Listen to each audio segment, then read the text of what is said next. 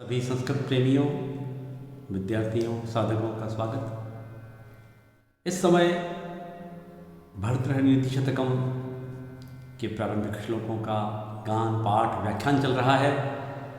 आइए भर्तृहरि नीति शतकम के विद्या और विद्वत प्रशंसा पद्धति के उन बाकी श्लोकों का व्याख्यान करते हैं। नीति शतकम नीति के महान ग्रंथों में शुमार एक ऐसा शतक ग्रंथ है जिसमें 100 से अधिक श्लोकों में भर्तृहरि ने मानव कल्याण के निमित्त जीवन के अभ्युदय और निःश्रेयस को देने वाले उन नीति मार्गों का, बिंदुओं का ऐसा विवेचन किया है जिससे हम अपने इस मानव जीवन को धन्य कर सकते हैं, सत्य पथ पर चल करके। आइए नीति शतक के उन श्लोकों को एक बार फिर आपके पटल पर दिखाते हुए, जहाँ हमें महाकवि भर्तृहरि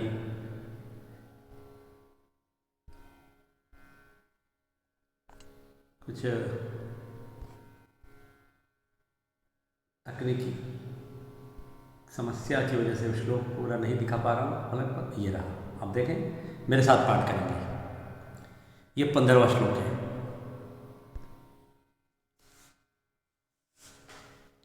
शास्त्रोपस्कृत शब्द सुंदर गिरः शिष्यः प्रदेयागमः विख्याता कवयो वसन्ति विषये यस्य प्रभोर्निर्धना तज्जाड्यं वसुधाधिपस्य कवयो यर्थं विनापीश्वरा कुत्स्याहास्युकुपरीक्षका हि मणयो यैरर्गतः पातितः। ये शार्दूल विकृत छंद है। शार्दूल विकृत छंद को कई प्रकार की राग रागिनियों में गाया जा सकता है, लेकिन ये एक है। इस श्लोक में महाकवि भर्तृहरि ने उन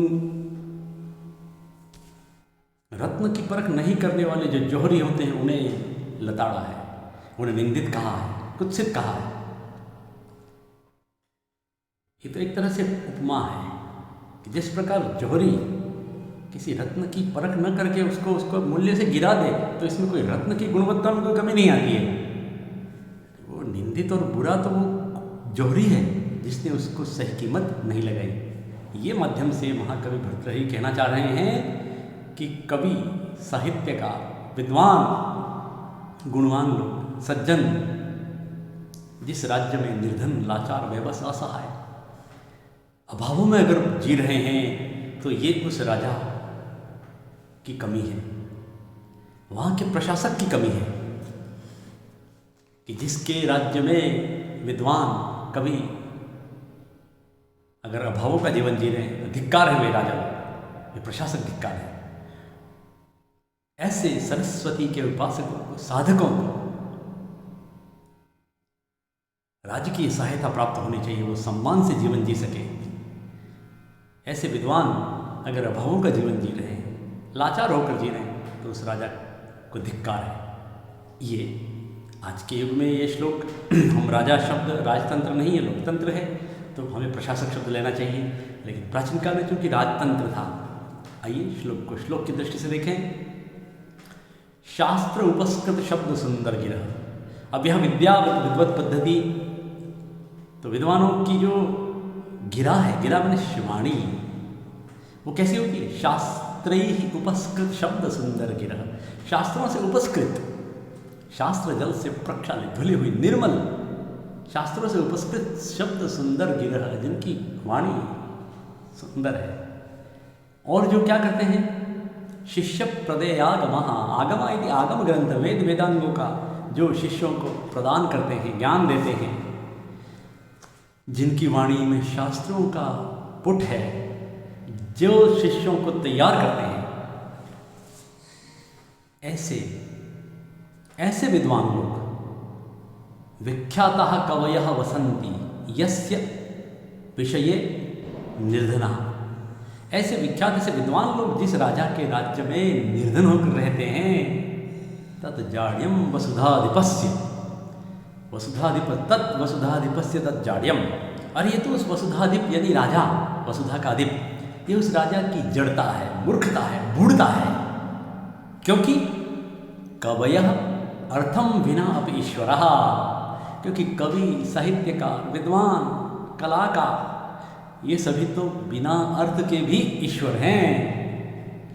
उनके लिए तो उनका जो यश है वही ऐश्वर्य है, चारों ओर उनका सम्मान होता है, लोग वाहवाही करते हैं।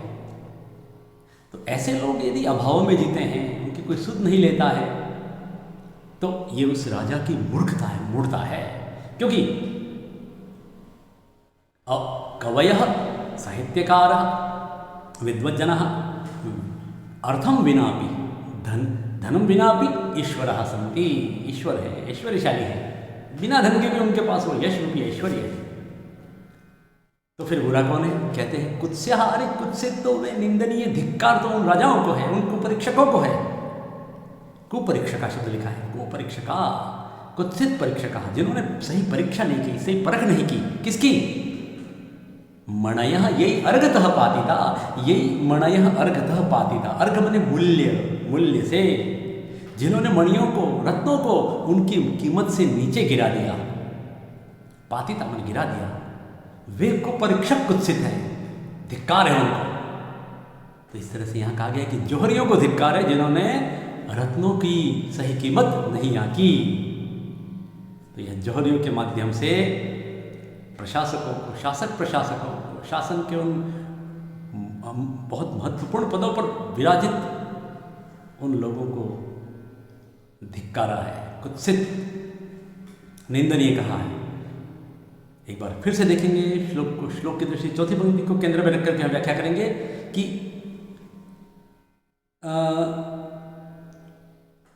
विख्याता कवयः यस्य प्रभो विषय, विषय का मतलब राज्य में विख्यात कवि लोग, विख्यात साहित्यकार, कलाकार, विद्वान, ये सभी आ गए। केवल यहाँ कवि शब्द से नहीं, कविता करने वाला ही उसको ही महाकवि भर्तृहरि ने केवल कवि शब्द को नहीं लिया, उसके भावार्थ में कलाकार, गुणज्ञ लोग, विद्वान लोग, ऐसे पहले आया था ना, साहित्य संगीत कला विहीना साक्षात पशुपुच्छ विषाणहीना।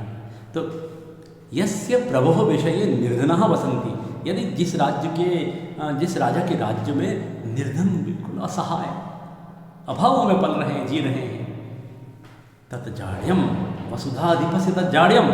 फिर पहली पंक्ति में कहा है कि ऐसे विद्वान लोगों की विशेषताएं क्या बताइए कि जिनकी वाणी शास्त्र से उपस्कृत है, पद पद पद पर उनके वाक्य सुक्तियाँ आती हैं, शास्त्रों की बातें आती हैं, जो शिष्यों को वेद विद्या का ज्ञान कराते हैं। ऐसे लोग अगर किसी राज्य में गरीबी में रहते हैं, बीमारी में रहते हैं, कोई सूद नहीं ले, तो धिक्कार है। तीसरी पंक्ति को देखेंगे, वसुधाधिप से जाड्यम, उसको मूर्खता, मूढ़ता कहा है। इस प्रकार इस श्लोक में जो एक बार मैं इसको आपको संधि का विग्रह करते हुए गा कर बताता हूँ, ध्यान दें। अब क्योंकि अर्थ स्पष्ट हो चुका है, देखें। शास्त्रोपस्कृत शब्द सुंदर गिरह शिष्य प्रदेय आगमाः विख्याताः कवयः वसन्ति विषये यस्य प्रभो निर्धनः तज्जाड्यं वसुधाधिपस्य कवयः हि अर्थं विनापि ईश्वरः कुत्स्याः स्युः कुपरीक्षका हि मणयः यैहि अर्घतः पातितः। देखें इसके शब्दार्थ को, ये कंटेंट के रूप में आगे बढ़े। ये इसका प्रसंग, विद्या विद्वत पद्धति, अनुवाद जो आपको बताया जा चुका है, और भावार्थ जैसा कि मैंने आपको अभी मौखिक रूप में बताया। किसी भी राज्य में निर्धन होकर भावों का जीवन जीने वाले कवियों, विद्वानों, कलाकारों की दुर्दशा के लिए जिम्मेदार कौन है?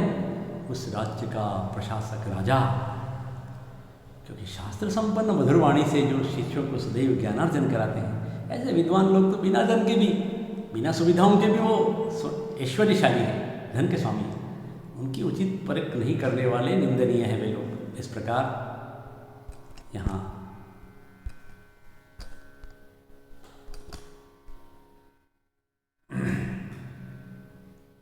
ध्यान दें आप। ये श्लोक है हमारा यहाँ। अगला इसका विशेष के रूप में जो बताया गया है कि रत्न की परख जिस प्रकार जौहरी करता है, मैं बता चुका हूँ, उसी तरह से कवियों, विद्वानों, कलाकारों की परख राजा लोग करते हैं। निश्चित रूप से उनको जो सम्मान दिया जाता है वो इसी का प्रतीक है।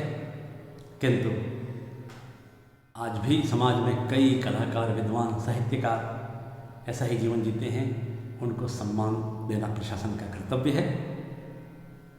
ये व्याकरण है इसका। यही अर्घत है, ये शब्द है, यही अर्घत है, यही अर्घत है, ऋतु संधि हुई है यहाँ। यही अर्घत है, यही अर्घत है। अर्घत है यानी मत से। एक शब्द है कुपरीक्षका। कूल शब्द लगता है, कुत्सित अर्थ लगता है, निंदनीय। जैसे कदन्नम, कुत्सित अन्नम, कदन्नम। किम राजा, कुत्सित राजा। किन सखा, कुत्सित सखा। एक कूल शब्द लगता है जैसे कुपुत्र, कुत्सित पुत्र, कुपुरुष, कुत्सित पुरुष। ये शब्दावली ऐसे ही बढ़ती है। सु के लिए सुंदर, शोभन अर्थ के लिए सु लगता है, उसी तरह से निंदनी के लिए कु लगता है। शार्दुल विक्री छंद है, बड़ा ही श्रुति मधुर छंद है। अगला श्लोक आ रहा है, अब देखें, मेरे साथ गाएं। हर्तुर्याति न गोचरं किमपि शं पुष्णाति यत् सर्वदा व्यर्थिभ्यः प्रतिपाद्यमानमनिशं प्राप्नोति वृद्धिपराम् कल्पान्तेष्वपि न प्रयाति निधनं विद्याख्यमन्तर्धनम् येषां तं प्रतिमानमोचत नृपः कस्तैः सह स्पर्धते। ये भी बहुत अच्छा श्लोक है। विद्या प्रशंसा विद्वत पद्धति। इसी विद्या प्रशंसा कही है, विद्वत पद्धति कही है। नीति शतकम का दूसरा विषय है विद्या की महिमा। यहाँ जो श्लोक आ रहे हैं वो विद्या की प्रशंसा करने वाले हैं, विद्वत जनों की प्रशंसा करने वाले हैं। इस श्लोक में बताया है। आप इसकी चौथी पंक्ति को, तीसरी पंक्ति का अंतिम हिस्सा है विद्याख्यम अंतर्धनम ये शांतान प्रतिमानम उज्जत। इसको केंद्र में रखकर श्लोक की व्याख्या करेंगे। देखेंगे कि विद्या नाम का जो एक अंतर्धन है, अंतर्धन का मतलब एक तो प्रत्यक्ष धन जो दिखता है, एक सामान्य धन जो दिखता है हमें आंखों से, और एक ऐसा धन है जो धन होते हुए दिखता नहीं है। ऐसा विद्या रूपी जो धन है, अंतर्धन है, अंदर का है। ऐसे धन रखने वाले, ऐसा धन जिनके पास है, तान प्रति मानम उज्जत, उनके प्रति अभिमान करना छोड़ दो। इस बात को ध्यान में रख करके हम आगे बढ़ेंगे, क्योंकि विद्या रूपी धन की विशेषताएं बताइए पहली और दूसरी पंक्ति में।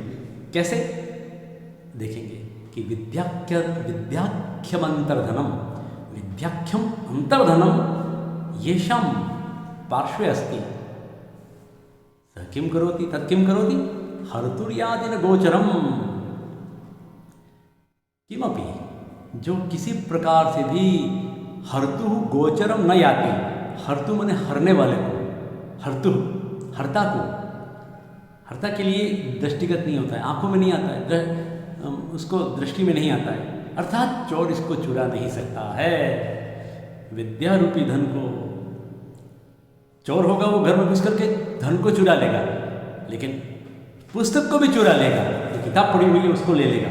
लेकिन इसके अंदर जो विद्यमान ज्ञान है, जो भाव है, जो शास्त्र का निचोड़ है, जो भाव है, वो उसको थोड़ी चुरा सकता है। तो जो चुराने वाले को दृष्टिगत नहीं होता है, ऐसा विद्या रूपी धन, पहली बात। दूसरी बात है शम पुष्णात यत् सर्वदा, सर्वदा यद धनम शम पुष्णाति। जो विद्या रूपी धन सदैव शम पुष्णाति, शम का पोषण करता है, शांति का पोषण करता है। बाकी धन शांति देता है नहीं देता है अलग बात है, लेकिन विद्या रूपी धन है वो शांति देता है। धन तो वास्तविक धन तो उन्माद कराता है। धन आते ही व्यक्ति सातवें आसमान में उड़ने लगता है, हम ब्रह्मास्मि। लेकिन जो विद्याख्यम अंतर्धनम, विद्या रूपी जो अंतर्धन है, छुपा हुआ धन है, गुप्त धन है, ये शम को पुष्पित करता है, पल्लवित करता है, पोषित करता है। तीसरी विशेषता क्या है, दूसरी पंक्ति में देखेंगे। अपि अर्थिभ्य प्रतिपाद्यमान, यहाँ थोड़ा सा टंगड़ दोष के कारण प्रतिपाद्यमान मनुष्य की बजाय प्रहत आ गया है प्रतिपाद्य। अर्थिभ्य, अर्थिभ्य याचकों को, चाहने वालों को, अर्थी विद्यार्थी, अर्थिभ्य उसके विद्यार्थियों को रात दिन दिए जाने से, पढ़ाए जाने से प्राप्नोति वृद्धि पराम, जो निरंतर वृद्धि को प्राप्त होता है, अर्थात बांटने से बढ़ता है। प्रतिपाद्यमान अनिशम, अनिशम, अनिशम ने रात दिन। सामान्य धन से तुलना करो कि सामान्य धन बांटने से बढ़ेगा क्या, तो घटता जाएगा, खत्म हो जाएगा। वगड़ी में भाषा में कहते हैं कि खाते खाते डोंगरा फूटी जाए। अगर पहाड़ जितना धन हो तो भी वो अगर आपने एक ही उद्देश्य रखा है खर्च करना, तो खत्म हो जाएगा। कि याचकों को, विद्यार्थियों को, शिष्यों को दिन रात पढ़ाए जाने से निरंतर वृद्धि प्राप्त करता है। और इस पर दोहे भी बने हैं, इसी पर बने हैं कि जय कृते वर्धते एव नित्यम, कि मीरा ने भी अपने पद में कहा है, दिन दिन बढ़त सवायो, खर्चे न कोई चोर न लेवे, दिन दिन बढ़त सवायो, पायो जी मैंने राम रतन धन पायो। वहाँ मीरा ने राम रत्न रूपी धन क्या व्याख्यान किया है। कृष्ण भक्ति में सराबोर मीरा राम की बात करती थी, मीरा का उद्देश्य उस निर्गुण परम तत्व की बात करना है। तो यहाँ विद्या रूपी जो धन है, विद्या, कई विद्यार्थी इसको विद्या कहते हैं। मेरा निवेदन है, मेरा आग्रह है, विद्यार्थी उसको सही करें। द और य मिलकर के विद्या बनता है। विद्या न कि विद्या, विद्वान न कि विद्वान, ये कुछ ऐसी प्रवृत्तियाँ हो जाती हैं जो शब्दों लोगों के मुंह पर चढ़ जाता है, फिर वो शब्द अपभ्रंश होकर के रूढ़ हो जाता है, पता नहीं चलता है कि कौन सही है। तो आपको यहाँ कहा जा रहा है मूल शब्द है विद्या न कि विद्या, विद्वान न कि विद्वान। विद्याख्यमंतर्धनम कल्पांतेषु अपि न प्रयात निधनम। तीसरी विशेषता क्या बताइए, चौथी विशेषता कि अनेक कल्पों के अंत में भी तद्धनम यद्धनम निधनम न प्रयाति। मनुष्य का जीवन तो वर्षों में सीमित है, कोई 60 का, कोई 70 का, कोई 80 का, कोई शतायु, औसतन 100 वर्ष माना है। जीव शरद शतम, शतमेन शरद। तो लेकिन ब्रह्मा का एक दिन है वो कल्प कहा जाता है। कोई हजारों वर्ष जी ले उसको कल्पांत मान लो। अनेक कल्पों के अंत में, यानी कि सहस्त्रों हजार वर्षों के बाद भी निधनम न प्रयाति, जो धन निधन को नहीं जाता है, अर्थात समाप्त नहीं होता है। बाकी धन तो समाप्त हो जाएगा। आप देखिए कितने राजा महाराजा आए संसार में, भारत में भी कितना धन उन्होंने इकट्ठा किया, चांदी सोने चांदी से लदे हुए उनके महल रहते थे। क्या कहाँ गया वो, समाप्त हो जाता है। प्रत्यक्ष धन रहता नहीं है। लेकिन विद्या रूपी जो धन है, आप भर्तृहरि का नितिष्ठितम पढ़ ही रहे ना, कहाँ समाप्त होगा, कब रचा गया था। देखिए आज हम पढ़ रहे हैं। तो विद्या रूपी धन ऐसा है कि अनेक समय, बहुत लंबा समय बीत जाने के बाद भी जो समाप्त नहीं होता है, ऐसा विद्याख्यम अंतर्धनम, ऐसा विद्या रूपी, विद्या नामक गुप्त धन, अंतर्धन, बाहर दिखता नहीं है, ये शाम जिनके पास है, तान प्रति मानम उज्जत, उनके प्रति मान करना, अभिमान करना, घमंड करना छोड़ दो, उज्जत त्याग करो। किसको कहा ये? नृपा संबोधन श्लोक में, हे राजाओं, राजाओं का संबोधन किया है भर्तृहरि ने। हे राजा जनों, हे प्रशासकों, शासकों, प्रशासकों, समाज में रहने वाले विद्वज्जनों, कलाकारों, साहित्यकारों, कवियों, उन महान गुणीजनों के साथ भला कौन स्पर्धा कर सकता है? कह तेई सह स्पर्धते, तेई सह कह स्पर्धते, उनके साथ कौन स्पर्धा कर सकता है? उनकी बराबरी कौन कर सकता है? जिनके पास ऐसा धन है, विद्या रूपी धन है, जो चोरों को दिखता नहीं है, चुराने वाले को, जो सदैव शम देता है, शांति देता है, जो विद्यार्थियों को देने से रात दिन देते जाते हुए भी निरंतर बढ़ता है, अनेक समय अनेक हजारों वर्ष बीत जाने के बाद भी जिसका कभी समापन नहीं होता है, ऐसा विद्या रूपी धन जिनके पास है, जिन विद्वानों के पास, कवियों के पास, साहित्यकारों के पास, कलाकारों के पास, उनके प्रति घमंड करना छोड़ दो। आप उनको अच्छी सुविधाएं नहीं दे सको तो कोई बात नहीं, लेकिन उनको दुखी मत करो, उनको प्रताड़ित मत करो। आज के वर्तमान लोकतंत्र में सरकारें सूद लेती हैं, सम्मान भी देती हैं, लेकिन बहुत सारी ऐसी भी घटनाएं सुनने में आती हैं कि राजनीतिक प्रतिस्पर्धा के कारण कई ऐसे विद्वान, कई ऐसे कलाकार, कई ऐसे उनको प्रताड़ित किया जाता है, उनको वो सम्मान नहीं मिलता है। तो यहाँ भर्तृहरि ने बहुत महान संदेश दिया है कि भला उनके साथ स्पर्धा कौन कर सकता है। तो ऐसे विद्या रूपी धन रखने वाले विद्वानों का पर्याप्त सम्मान करना चाहिए, उनके साथ कोई घमंड नहीं करना चाहिए। यहाँ हम एक श्लोक और देखेंगे। इसका सबसे पहले हम व्याख्यान करते हुए आपको बताते हैं। श्लोक में मुख्य विषय है विद्वानों का अनादर राजा की जड़ता का परिचायक है। विद्वानों का अनादर नहीं करना चाहिए। कैसे करें?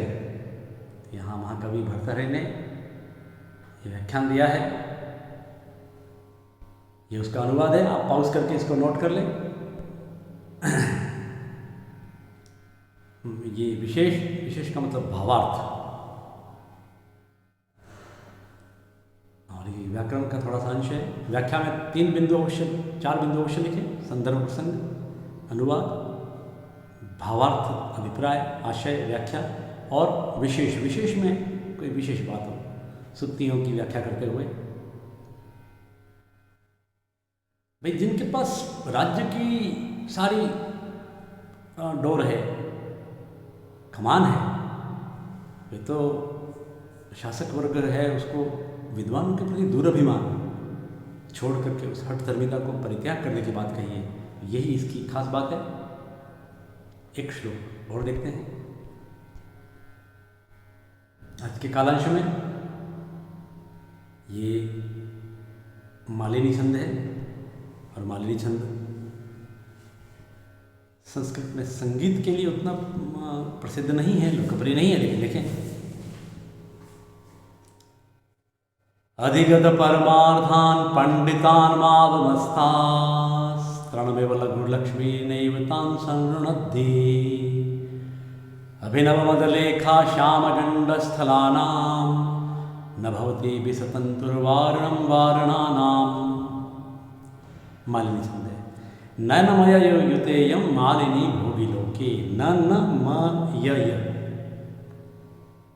कुल मिलाकर के ननमयय, नगण नगण मगण यगण यगण, 5 गण होंगे, 5 दिया 15। प्रत्येक अक्षर में 15, प्रत्येक चरण में, प्रत्येक पाद में 15 अक्षर। देखें फलक पर 1 2 3 4 5 6 7 8 9 10 11 12 13 14 और 15। हलंत की गिनती नहीं होगी। 15 अक्षर वाला मालिनी छंद, जिसमें क्रमशः नगण नगण मगण और 2 अंत में यगण। प्रारंभ में 2 नगण, बीच में मगण और अंत में 2 यगण। यह है मालिनी। लेकिन मालिनी छंद के बहाने महाकवि भर्तृहरि ने किसको कहा है महान? ये भी महान श्लोक है कि कोई, अभी इससे पहले कहा था कि उनके प्रति घमंड करना छोड़ दो, अभिमान करना छोड़ दो विद्वानों के प्रति। कुछ राजा लोग, कुछ प्रशासक ऐसे भी होते हैं जो उनको खरीद लें, गुलामी करवाएं, उनको धन से सम्मानित करना अलग बात है, लेकिन उनको धन दे करके उनको अपना पिट्ठू बना लेना, हम कह रहे हैं वैसे करो। इसको लेकर के महाकवि भर्तृहरि ने चेताया है कि अधिगत परमार्थान पंडितान मां अवमस्था, अपमानित मत करो, किनको? जो अधिगत परमार्थान, जिन्होंने परमार्थ को अधिगत कर लिया है, परमार्थ को जाना। व्यक्ति अपने जीवन में जो देखता है भौतिक संपदा ही देखता है और उसको ही प्राप्ति के लिए योग और क्षेम में ही अमूमन पूरा समाज और सामाजिक लोग लगे रहते हैं और प्राप्ति और प्राप्त की रक्षा करने में। जो नहीं पाया उसको पा ले, और जो पा लिया है तो साम्राज्य खड़ा कर ले, उसको बचाओ, पूरी जिंदगी इस पर ही निकल गई। लेकिन जिन्होंने कम उम्र में परमार्थ तत्व को जान लिया है, देखो अर्थ की बात आती है तो स्वार्थ, परार्थ, परमार्थ, ये सब अलग अलग हैं। अर्थ का मतलब हम लक्ष्मी से ही, धन से ही लेते हैं अर्थ, लेकिन जो स्वार्थ अपना, स्वार्थ, परार्थ दूसरे का हित चिंतन, परार्थ, और परमार्थ, परमार्थ का मतलब अध्यात्म, मोक्ष, ज्ञान, विद्वता। तो ऐसे परमार्थ को अधिगत कर लेने वाले, हस्तगत करने वाले पंडितों का अपमान मत करो हे राजाओं, हे प्रशासकों। धन से तुम इसको खरीदना चाहो, तुम उनको खरीद नहीं सकते हो, क्योंकि दूसरी पंक्ति में कहा, क्या कहा? तृणम इव लघु लक्ष्मी, तिनके के समान तुच्छ लक्ष्मी। लक्ष्मी की तुलना तिनके से की है, तृणम इव, तिनके जैसी है लक्ष्मी। अरे तुम तिनके के समान क्षुद्र तुच्छ लक्ष्मी से उनको बांध नहीं सकते हो। लघु लक्ष्मी नैव तान सर्वनदी, उनको नहीं बांध सकती है। किनको? जिन्होंने परमार्थ को अधिगत कर लिया है। ऐसे विद्वान, ऐसे पंडितों का अपमान मत करो, क्योंकि तिनके के समान तुच्छ लक्ष्मी उनको बांध नहीं सकती है। किस प्रकार नहीं बांध सकती है? तीसरी पंक्ति में देखें, जिस प्रकार अभिनव बदलेखा श्यामगंड स्थलानाम न भवती विसतंतुर्वारणम वारणानाम, क्योंकि यहाँ वो तुच्छ लक्ष्मी उसी प्रकार उनको नहीं बांध सकती, रोक सकती है। किस प्रकार? जिस प्रकार विषतंतु, विषतंतु का मतलब कमल तंतु, कमललाल की डोरी कितनी कोमल होती है ना, विषतंतु, विषतंतु का मतलब कमललाल की कोमल डोरी। वारणम का मतलब बांधने में, किनको? वारणानाम, बड़े बड़े हाथियों को, मदमस्त हाथियों को। कैसे हाथी हैं? जो तीसरी पंक्ति देखें, अभिनव मदलेखा श्यामगंड स्थलानम, जिनके गंड स्थलों पर अभिनव मदलेखा, उनके कपलों पर मदलेखा, मद से मलिन कपलों वाले, गंडस्थल वाले हाथियों को क्या कमललाल की डोरी से बांधा जा सकता है? ऐसी कमललाल की डोरियां उन बड़े बड़े मदमस्त हाथियों को, जिनके कपोल हैं वो काले काले गंडस्थल हैं, ऐसी विस्तंतु वारणानाम वारणम न भवती, हाथियों को बांधने के लिए समर्थ नहीं होती है। उसी प्रकार तिनके के समान तुच्छ लक्ष्मी, जिन्होंने परमार्थ को जान लिया है, ऐसे विद्वान, ऐसे साधकों का मार्ग नहीं रोक सकती है। इसलिए आप किसी को धन दे करके खरीदने की, उसको अपना गुलाम बनाने की, दास बनाने की प्रवृत्ति छोड़ दो। लक्ष्मी उनको कुछ नहीं कर सकती है। बहुत महान श्लोक है ये भी। अब हम आगे देखते हैं इस श्लोक का जो ई कंटेंट है विद्यार्थियों के लिए, साधक, सामान्य संस्कृत प्रेमी सामाजिकों के लिए, साधकों के लिए, संस्कृत संभाषकों के लिए, जो अपनी शब्दावली बढ़ाना चाहते हैं, वोकैबुलरी बढ़ाना चाहते हैं। वे देखें, ये शब्दार्थ है, प्रसंग, अनुवाद। तो ये बताया है कि श्लोक में विद्वानों को धनादि के लालच से अपने वश में नहीं करना चाहिए। अमूमन होता है समाज में, नहीं करना चाहिए, ऐसा बताया है। ये बता चुका हूँ, यही बात इसमें व्याख्यान में लिखी हुई, कोई नई बात नहीं है। और देखें कि संदेश क्या है। तत्वज्ञानियों को किसी भी प्रकार का लालच उन्हें पथभ्रष्ट नहीं कर सकता है। कितना महान संदेश है। उनको लालच दे करके अपने पाले में बुला लेना, ताकि वो अपनी ढपली अपने राग के अनुसार बोले। इस प्रकार इस श्लोक में महाकवि भर्तृहरि ने बहुत अच्छा संदेश दिया है। आप देखेंगे, पद्य मालिनी छंद है। एक श्लोक और देखते हैं, समय हालांकि हो चुका है, इसका गान कर लेते हैं हम। ये वसंत दिल का छंद है, देखने से ही पता चल जाता है। वसंत तिलक का बड़ा श्रुति मधुर छंद है, सुनने में बहुत अच्छा लगा। मैं राग तोड़ी में गाता हूँ इसको, देखें। अम्भोजिनी वन विहार विलासमेव हंसस्य हन्ति नितरं कुपितो विधाता न त्वस्य दुग्धजलभेदविधौ प्रसिद्धा वैदग्ध्यकीर्तिमपहर्तुमसौ समर्थः।